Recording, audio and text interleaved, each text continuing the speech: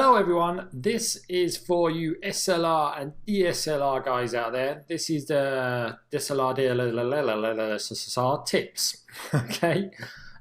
It's very minimalistic, this presentation. It's basically just a list of things that you can do to make your pictures look better with these cameras. And yeah, it's all black and white. Here we go, very quickly. As always, this will be available for download and you can print this bad boy off and use it when you're setting up your camera, have it to hand.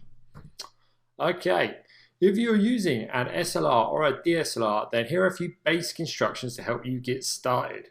I recommend that you read the camera manual and play around with all the settings, as every photo studio and lighting setup will be different.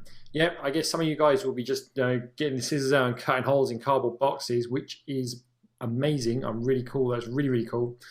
Yep, and others will be going out and getting themselves an easy cube, which is also really, really cool. So you know, it's kind of hard to kind of gauge what your requirements will be. So it's best just play around, put some tunes on, you know, definitely just relax with it and just enjoy it. It's fun.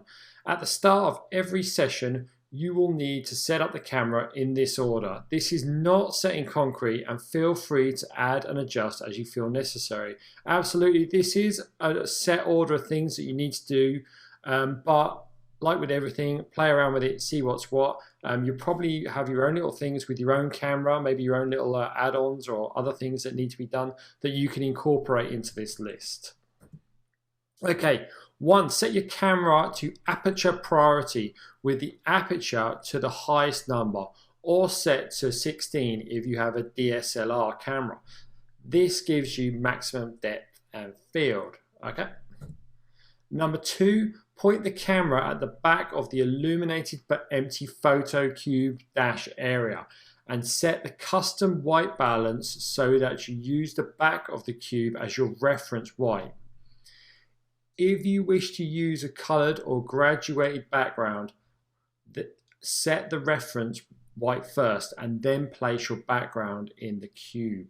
Okay, yeah, put your background in after you set first with white, guys, so that the camera's set to that. Okay, number 3, adjust the exposure compensation to 1 1/3, plus 1 1/3, excuse me. Yeah, plus 1 1/3 exposure compensation. Okay, number 4, place the product into your photo cube or photo cubey boxy type area. Number 5, achieve focus lock by pressing your shutter halfway down until you see a green square in your viewfinder. This might not be a green square, it might be a green something or a green little indicator, but something will go green when you look through your viewfinder. Hold the button halfway down. Once you have focus lock, then press the shutter the rest of the way without lifting off, or focus lock will be lost. Okay, number 6, adjust the exposure compensation as necessary to achieve a white background. The ideal setting will vary according to your environment, amount of natural light. If you're shooting outside, of course, then that's very key. Weather conditions, your camera, and the contrast between the product and the background. Different products reflect different amounts of light and may require different exposures. You will quickly learn what works for you and your product. I mean, like, different products obviously, but if you're using the same product all the time, then you know you're going to learn that pretty quick.